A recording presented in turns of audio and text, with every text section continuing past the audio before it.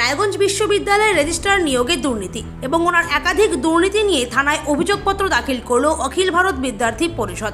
বৃহস্পতিবার দুপুরে এবিভিপির কার্যকর্তারা রায়গঞ্জ থানায় এসে এই মর্মে অভিযোগ দায়ের করেন।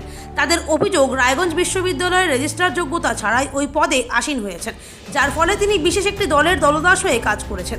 তাদের কথায় এরম অযোগ্য রেজিস্ট্রার থাকলে নাকি গ্রুপ ডি হওয়াটাই স্বাভাবিক।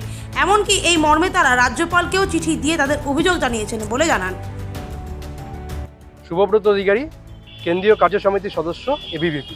আজকে থানায় আসার কারণ কি? আজকে থানায় আসা এবং সাংবাদিক সম্মেলনের কারণ, আপনারা জানেন এবিভিপি দীর্ঘদিন ধরে রায়গঞ্জ বিশ্ববিদ্যালয়ের রেজিস্ট্রার নিয়োগে যে দুর্নীতি এবং দুর্নীতিগ্রস্ত রেজিস্ট্রারকে অপসারণের দাবিতে আন্দোলন করছে। এর আগে একাধিকবার এবিভিপি রাজ্যপালের দ্বারস্থ হয়েছে এবং বিশ্ববিদ্যালয়ের সামনে একাধিক আন্দোলন এবিভিপি সংগঠিত করেছে, আপনারা তার সাক্ষী আছেন। কিন্তু এখনও অবধি রেজিস্ট্রারের কোনো অপসারণ হয়নি। তাই আজকে আমরা বাধ্য হয়ে রায়গঞ্জ বিশ্ববিদ্যালয়ের রেজিস্ট্রারের বিরুদ্ধে আমরা পুলিশি অভিযোগ অর্থাৎ এফআইআর করলাম। রেজিস্ট্রার নিয়োগে যে দুর্নীতি এবং সেই দুর্নীতির তদন্তের দাবিতে তার যে ন্যূনতম রেজিস্ট্রার হওয়ার যোগ্যতা অর্থাৎ ন্যূনতম 10 বছরের শিক্ষকতা করার অভিজ্ঞতা সেটা তার নেই।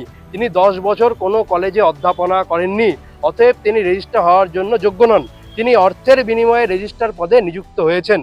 এই যদি রায়গঞ্জ বিশ্ববিদ্যালয়ের মতো একটি বিশ্ববিদ্যালয়ে অর্থের বিনিময়ে রেজিস্ট্রারে নিয়োগ হয়, স্বাভাবিকভাবে সেই বিশ্ববিদ্যালয় ন্যাকের বিচারে গ্রুপ ডি পাবে এবং এই অযোগ্য রেজিস্ট্রারকে অপসারণের দাবিতে তিনি একটি নির্দিষ্ট রাজনৈতিক দলের ভিত্তি হিসেবে সেই বিশ্ববিদ্যালয়ে কাজ করেন।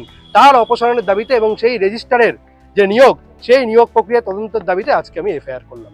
এবং আমি শুধু এফআইআর করিনি, আমরা রাজ্যের মহামহিম রাজ্যপাল, মাননীয় রাজ্যপালের কাছে আমরা অভিযোগ পাঠিয়েছি, অভিযোগ দায়ের করেছি এবং এফআইআর করেছি। দুটো কপি আপনাদের সামনে, যে রাজ্যপালের বিরুদ্ধে আমরা অভিযোগ দায়ের করেছি এবং আজকে রায়গঞ্জ থানায় রেজিস্ট্রারের বিরুদ্ধে এফআইআর দায়ের করলাম। আশা করি পুলিশ তদন্ত করবে। যদি তদন্ত না করে তো আমি আইনি পথে হাঁটতে বাধ্য হব। এরপরে আমি বিশ্ববিদ্যালয়ের উপাচার্যকে আমরা আইনি নোটিশ পাঠাবো।